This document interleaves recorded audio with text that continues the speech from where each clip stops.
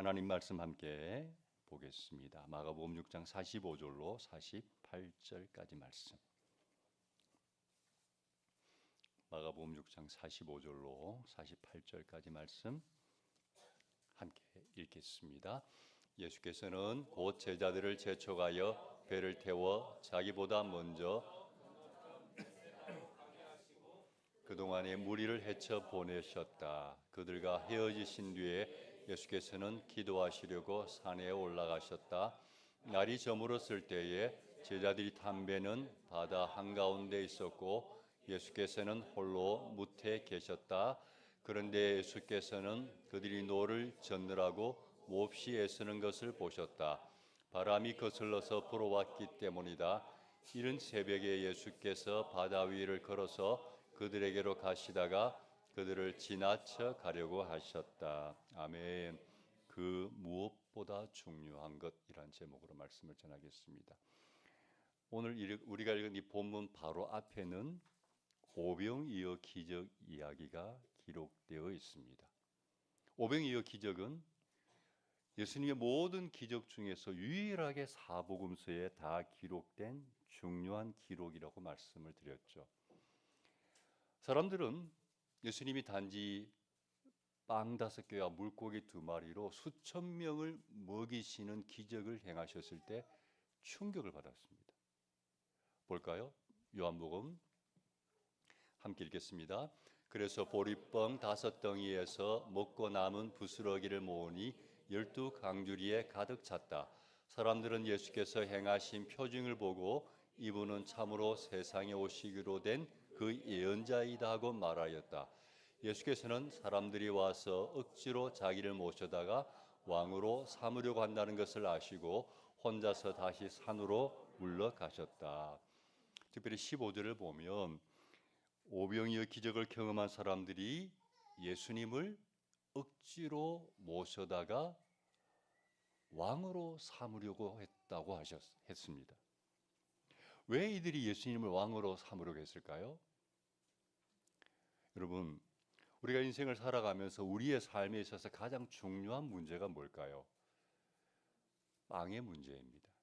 다르게 말하면 먹고 사는 문제이죠. 그게 우리의 삶에서 굉장히 중요한, 어쩌면 가장 중요한 문제입니다.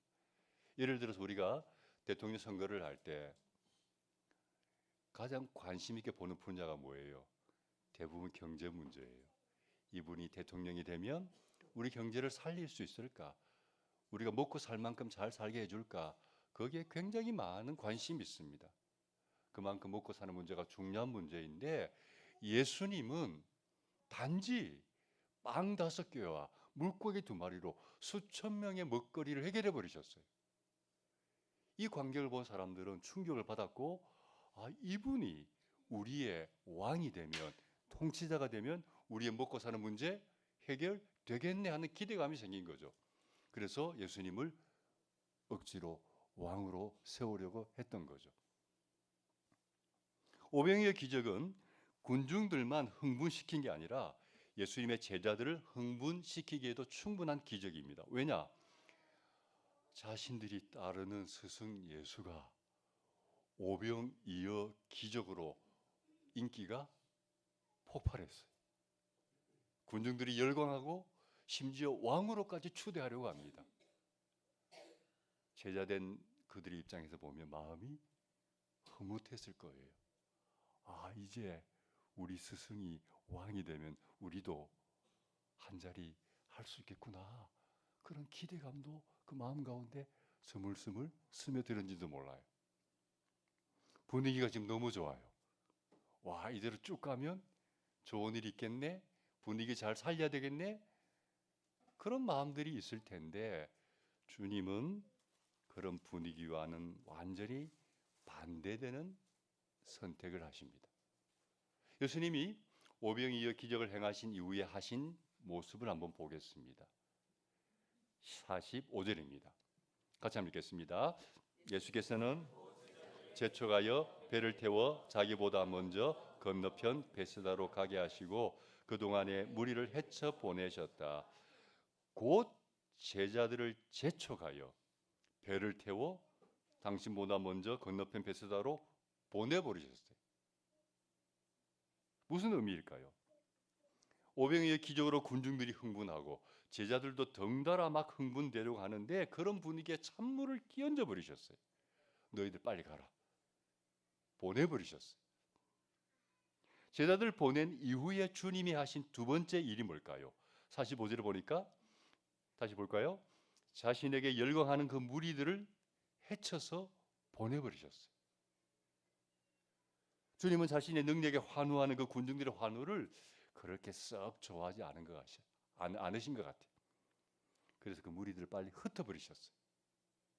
중요한 것은 왜 주님이 그렇게 하셨냐 하는 거예요. 그 이유가 이렇습니다. 예수님에게는 기적을 행하는 것보다 사람들의 인정을 받고 환호를 받는 것보다 더 중요한 어떤 것이 있었기 때문에 그게 뭘까요? 하나님과 깊은 교제였던 거예요. 하나님과 깊은 교제. 하나님을 개인적으로 만나서 그분과 대화하면서 그분의 음성을 듣고 그분의 뜻을 깨닫고 그리고 나의 마음을 아뢰는 그 시간이 예수님에게는 그 어떤 것보다 중요한 것이었기 때문이에요. 그래서 주님이 제자들과 군중들을 보내버리고 한 일이 뭘까요? 46절 봅시다. 함께 읽습니다. 그들과 헤어지신 뒤에 예수께서는 기도하시려고 산에 올라가셨다. 그들과 헤어지신 뒤에 기도하시려고 산에 올라가셨어요. 굉장히 중요한 부분입니다. 주님은 당신에게 열광하는 그들과 스스로 격리되었어요. 의도적으로 그들과 분리되었어요. 왜요? 혼자가 되기 위해서. 무엇 때문에요? 하나님과 대화하기 위해서. 오직 그 시간에 집중하기 위해서 스스로 무리들과 사랑하는 제자들과 스스로 분리되셨어요. 단지 혼자만 되신 것이 아니라 어디로 가셨다고요? 산으로 올라가셨어요. 왜 산으로 가셨을까요? 기도하기에 가장 좋은 장소를, 집중할 수 있는 장소를 의도적으로 찾아가신 거예요. 여러분, 기도란 뭘까요? 하나님과 대화이죠. 교제이죠. 그런데 우리가 하나님과 깊이 그리고 오랫동안 대화하려면 두 가지가 필요합니다. 첫 번째는 혼자가 되어야 돼요. 하나님과 깊이 대화하려면 혼자가 되어야 됩니다. 두 번째는 깊이 대화할 수 있는 장소를 찾아야 합니다. 그래야 깊이 오랫동안 하나님과 대화할 수 있죠. 여러분, 주님 이 땅에 계실 때 늘 하셨던 일이 바로 이 일입니다. 주님은 늘 하나님과 깊은 대화를 즐기셨어요. 그래서 혼자가 되셨고 조용한 장소를 찾아다니셨어요. 때로는 다들 자고 있는 새벽에 슬그머니 집에서 빠져나와서 아주 조용한 곳으로 찾아가셨어요. 그리고 거기에서 오랫동안 하나님과 대화를 나누셨고, 때로는 산으로 올라가셔서 밤을 지새우면서 깊이 기도하셨어요. 아무리 피곤하고 바빠도 결코 그 시간을 포기하지 않으셨어요. 왜요? 그 시간이 주님에게 가장 중요한 시간이었기 때문에. 여러분, 우리가 생명의 삶 공부를 하면 제일 먼저 배우는 게 그거죠. 신앙생활에서 제일 중요한 게 뭐라고요? 하나님과 관계입니다. 관계. 하나님과 관계, 이웃과의 관계. 신앙생활에서 가장 중요한 것은 하나님과 관계입니다. 여러분, 왜 관계가 중요하죠? 우리는 원래 하나님과 관계가 없는 사람들이었어요. 하나님과 단절되었죠. 끊어졌죠. 분리되어서 하나님 없이 우리 스스로의 힘으로, 우리 스스로의 생각으로, 의지로 살아가던 사람들이었죠. 그런 우리가 예수 그리스도의 은혜로 하나님과 관계가 회복이 되었습니다. 연결이 되었습니다. 하나님을 알게 되었고 믿게 되었고 이제는 내 힘과 내 방법으로 사는 인생이 아니라 그분이 주시는 은혜를, 지혜를, 힘과 능력을 공급받으면서 살아가는 존재들이 되었죠. 그래서 하나님과 관계가 중요한 겁니다. 하나님과 관계가 끊어지고 멀어질 때, 분리될 때 우리는 주님이 주시는 은혜를, 귀한 축복들을 공급받을 수가 없는 거죠. 여러분, 하나님을 믿으면서도 하나님을 찾지도 않고 하나님의 은혜를 구하지도 않고 살아간다면 제가 생각할 때 그 사람은 신앙인이라고 하지만 실제적으로는 비신자와 다를 바가 없는 사람이에요. 하나님을 믿는다고 하면서도 하나님을 찾지도 않아요. 은혜를 구하지도 않고 살아간다면 사실은 비신자와 다를 바가 없어요. 이런 사람은 제가 늘 말해왔듯이 기독교라는 종교를 믿는 종교인이지 하나님을 믿는 신앙인이 아니에요. 여러분, 종교인은 기독교라는 종교를 믿어요. 그러나 실제 살아가는 모습을 보면 하나님을 의지하는 믿음으로 사는 게 아니고 여전히 내 힘으로, 내 방법으로, 내 노력으로 살아가는 거죠. 신앙인이 아니에요. 여러분, 종교인 되지 마시고 신앙인 되시길 바랍니다. 하나님의 자녀들에게 있어서 가장 중요한 것은 하나님과의 관계예요. 하나님과 개인적으로 만나서 그분과 교제하고 그분을 의지하는 깊은 은혜를 유지할 때 하나님의 모든 것들이 그 올바른 관계를 통해서 우리에게 흘러 들어오는 줄로 믿습니다. 아무리 바빠도, 아무리 힘들어도 하나님과 올바른 관계를 맺기 위해서 우리는 시간을 투자해야 돼요. 의지를 드려야 돼요.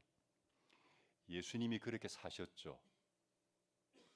예수님에게는 그 어떤 것보다도 하나님과 친밀한 관계를 유지하는 것이 중요했어요. 그래서 사람들이 자신에게 열광해도 거기에 마음 두지 않고 스스로 격리되어 하나님 앞에 나아갔죠.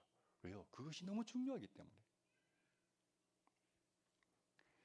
그렇다면 여러분, 우리가 얼마나 기도하면 하나님과 친밀한 관계를 유지할 수 있을까요?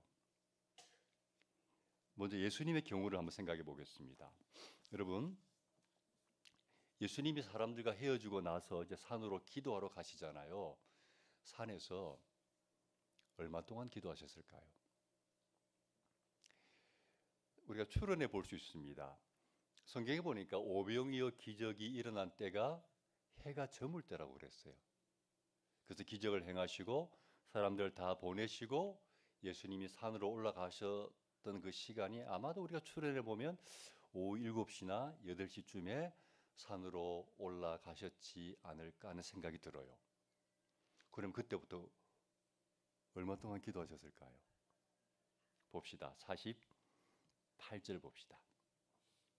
같이 읽겠습니다. 그런데 예수께서는 그들이 노를 젓느라고 몹시 애쓰는 것을 보셨다. 때문이다.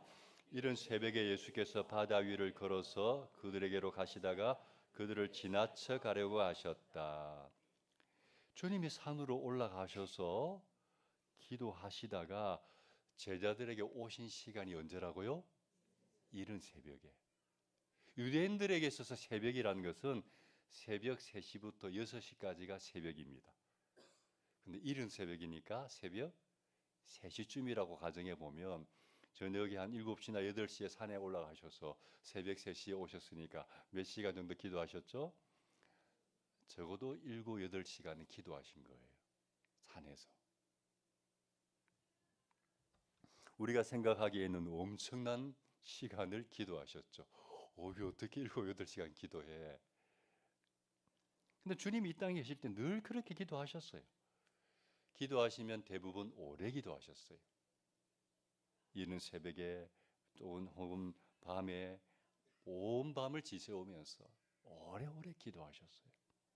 여러분, 예수님의 기도 생활을 통해서 우리가 발견할 수 있는 중요한 기도의 원리가 하나 있다고 생각합니다. 그것은 뭐냐? 예수님은 기도할 때 어떻게 기도하셨다? 충분히 기도하셨다는 거예요. 짧게 기도하지 않았어요. 오랫동안 충분하게 기도하셨어요. 다시 말하면 예수님은 하나님과 깊은 교제를 하셨어요. 충분한 교제를 하셨어요. 여러분, 그렇다면 우리는 예수님 7, 8시간 기도하셨는데 우리는 얼마나 기도하면 될 것 같아요? 기도의 양을 어떻게 말하기는 쉬운 문제는 아닌 것 같아요. 그러나 원리는 동일합니다. 여러분, 우리는 얼만큼 기도하면 좋을까요?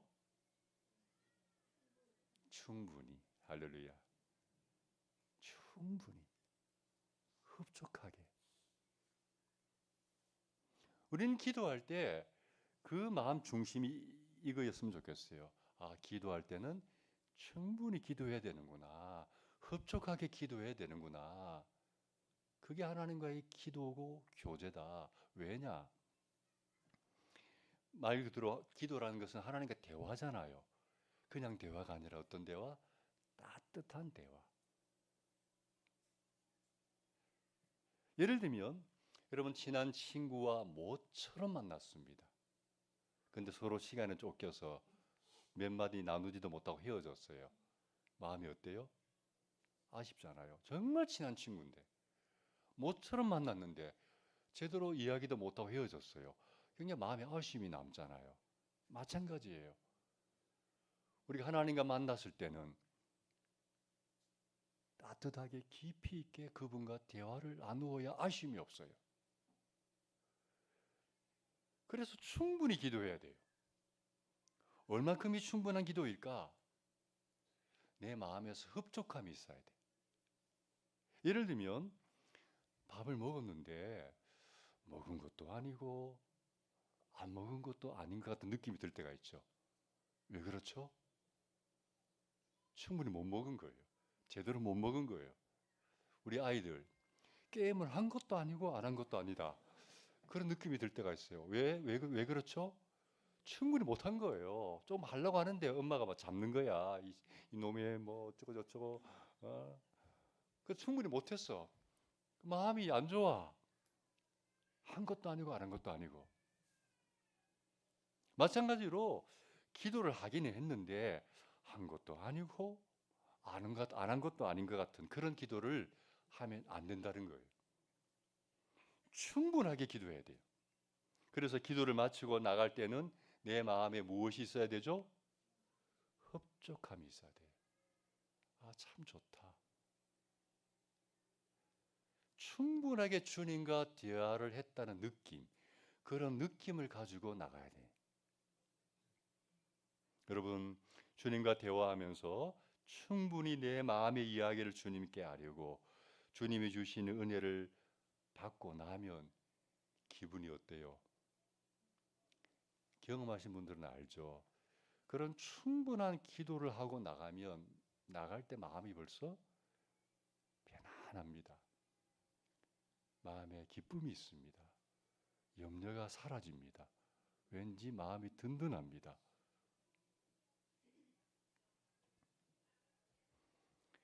그래서 우리는 기도할 때 충분하게 기도하셔야 됩니다.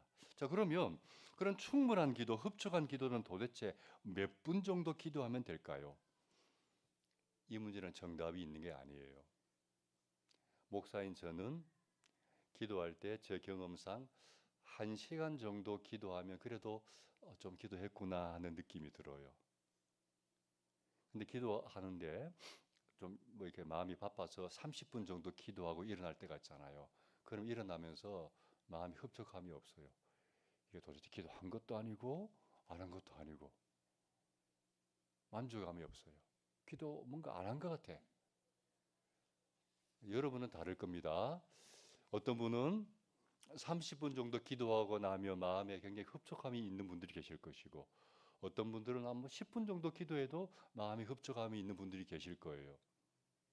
아마도 여러분의 신앙이 성장하면 성장할수록 기도의 시간이 더 길어질 거라고 생각해요. 왜요?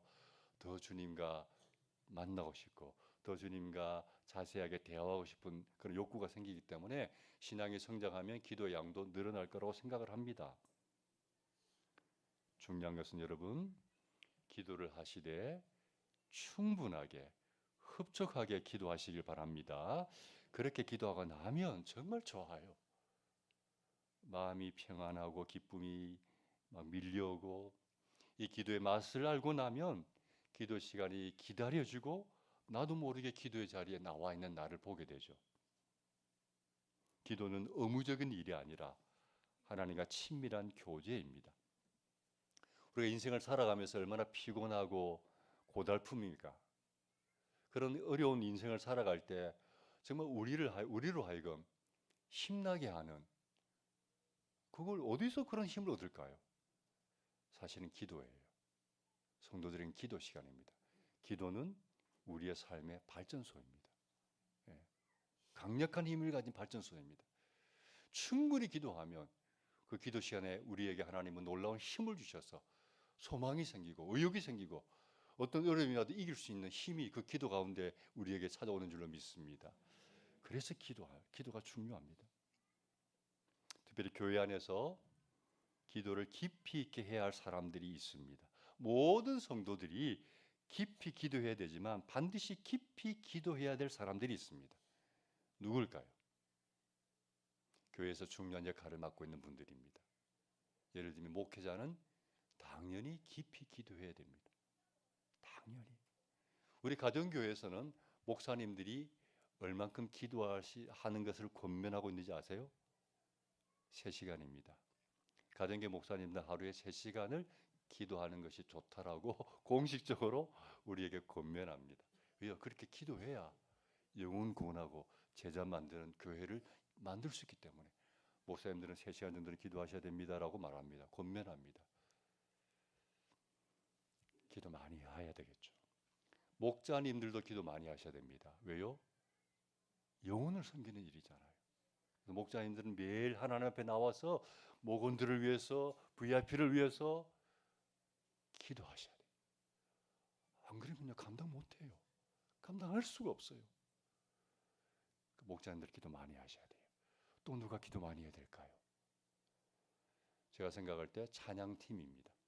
찬양팀 기도 많이 하셔야 됩니다. 왜요? 찬양팀은 예배를 섬기는 사람들입니다.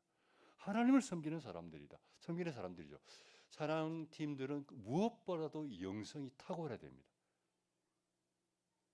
영적인 감각, 영적인 은혜, 영적인 어떤 분별력이 충만해야 하나님이 기뻐하시는 찬양을 할 수가 있습니다. 적어도 찬양팀들은 일주일에 2-3번 정도는 하나님 앞에 나와서 충분하게 기도해야 그 영성으로 섬기는 거예요. 또 누가 기도 많이 해야 될까요? 주일학 교사들입니다. 우리의 어린 영혼들을 말씀으로 먹이는 일이잖아요. 영적인 어미와 아비의 역할이잖아요. 그 영혼들을 품고 기도하고 말씀을 잘 준비해서 먹이는 일을 어떻게 기도 없이 할 수가 있겠습니까? 교사들은 기도 많이 하셔야 됩니다. 아멘이 없네. 여러분, 기도 없이 하는 일은요 주님이 기뻐하지도 않고 변화를 만들어낼 수도 없어요. 인간의 일은 노력하면 되는 결과가 있지만 하나님의 일은요 기도 없이는 열매를 보기가 어려워요. 다 아시잖아요. 기도하셔야 돼요. 그래서 교회에서 중요한 역할을 맡은 분들은 깊이 있는 기도 생활을 꼭 해야 합니다.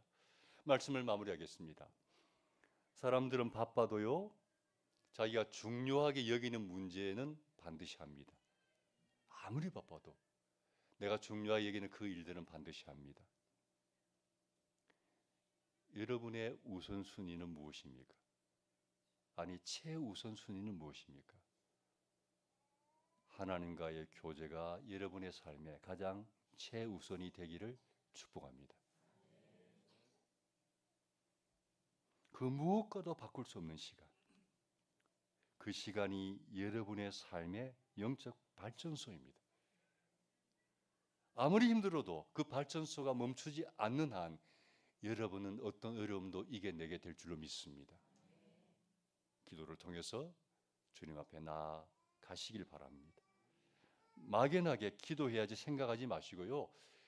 여러분의 구체적인 시간과 장소를 결정하셔야 돼요.